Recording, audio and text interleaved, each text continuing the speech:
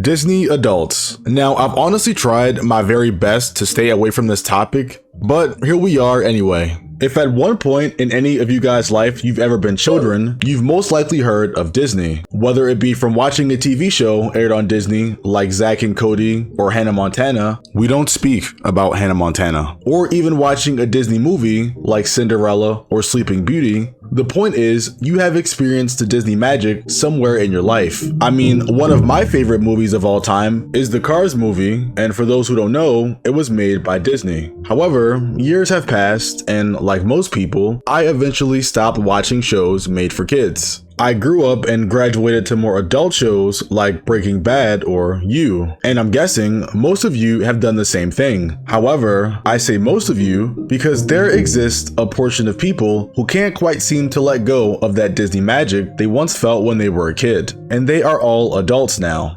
Disney adults. Attention Disney lovers! Who is ready for the most magical day? Come on! Oh my god! Oh my god! Stitch! Now, before I continue, I want to emphasize that people have different interests, and just because their interests are different doesn't mean they should inherently be made fun of. However, Disney adults are a little different. They deserve to be made fun of, because not only are they obnoxious, they seem to be very strange. It's no surprise that searching the term Disney adults on any platform yields awful results. I mean, this article even describes them as the most hated group on the internet. And that's not an easy title to achieve. And don't even get me started on the Reddit search, because some people classify Disney adults as another species. Do you know how crazy that is? To be classified as another species? But low-key, they're not even that wrong. Imagine for a second, you take your kid to Disney because they're a kid and they love Disney. And then all of a sudden, you turn your head and see this. 40-year-old Princess Squad has arrived. Now look, is it strange? Yes. But is it the worst in the world? Not really. I mean, Disney is a kids park, but adults are allowed to have fun. But then you turn your head again, and all of a sudden, you see something like this. Now everything's technical.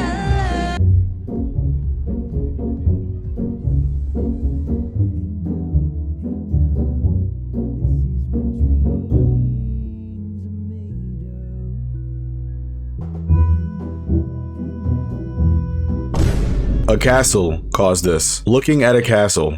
The backstory behind her crying was that it was her first time seeing Cinderella's castle in Magic Kingdom. And look, I don't like hating on people unless their name is Jojo Siwa, but I really feel like it gets to a point. It gets to a point where it's like, okay, we get that you're excited, but don't you feel like this is a little much? I wouldn't even be cringed out if it was just like a few tears, but she's full on crying, like this is ridiculous. And honestly, I could turn a blind eye if this cringe was like an isolated case and there weren't many people like this, but no, there are actually a lot of people like this.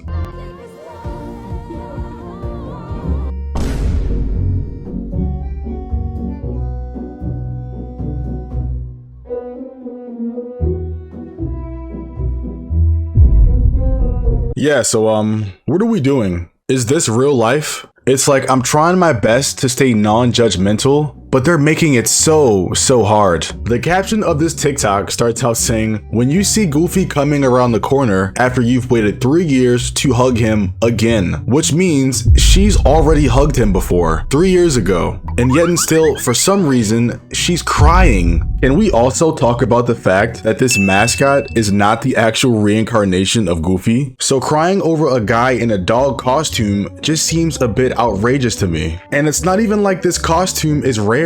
This costume is on eBay for $380. I found it, which means she didn't even have to wait 3 years to hug this thing. She could have bought it on eBay and put it on somebody she knows. That's probably a way better option than hugging a random employee at Disney World. If this video gets enough likes, I might actually buy this costume. And just to re-emphasize, adults can go to Disney and have a good time. It's just when they start acting like this, is when people start to think it's strange. And yes, it is strange. She's a grown adult crying over somebody in a costume. How is that normal?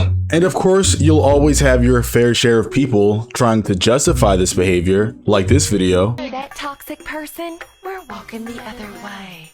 See that toxic person? And we're walking the other way.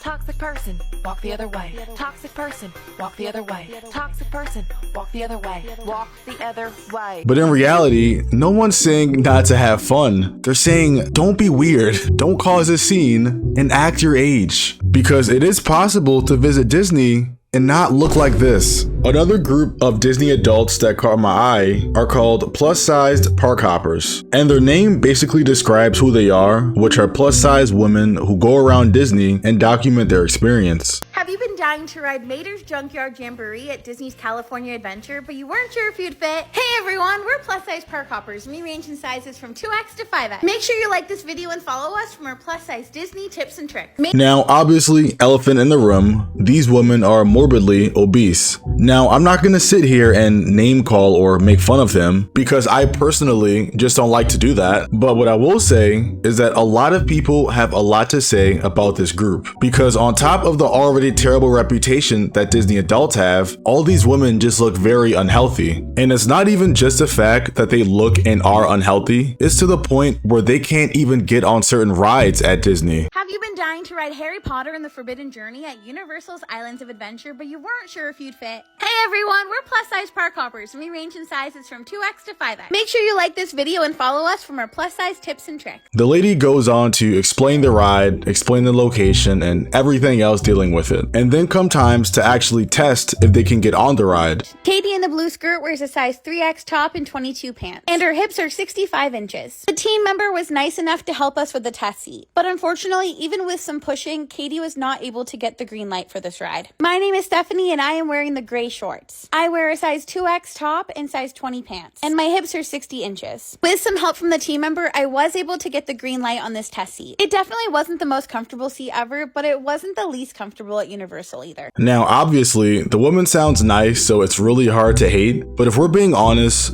this is crazy. Like, very crazy. There's no way anybody of that size should even be attempting to get on rides anywhere and feel safe doing it. And it's not even like this was a one-time thing on a ride. This has been multiple rides. I tried the right test seat first and I did not fit. When I realized the difference, I switched over to the left seat. I will say that this was not the most comfortable roller coaster seat that I've ever sat in. You can tell this by looking at Katie's face. With some help from Katie, I was able to buckle into the modified seating. I'm a size 2X and my bra is a 44F. And my pants are a size 20. The chest restraint was definitely a tight squeeze, but it didn't feel terrible. I was honestly completely shocked that I even fit in the test seat, and here I am realizing that it was actually a possibility I might have to ride this thing. Honestly, I can't think of anything to say without being rude, so I'm gonna go ahead and end the video. Peace.